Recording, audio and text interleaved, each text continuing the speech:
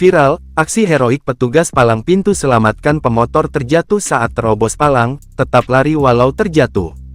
Tengah beredar sebuah video yang memperlihatkan aksi heroik petugas palang pintu kereta api menyelamatkan pemotor yang terjatuh di rel. Tampak mulanya ada dua pengendara motor yang tengah menerobos palang kereta api.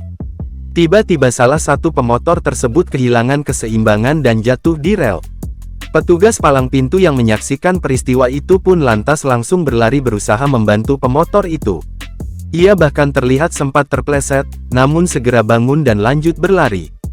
Petugas itu pun lantas memindahkan motor sang pengendara dan menginstruksikannya untuk keluar dari jalur rel tepat sebelum kereta melintas.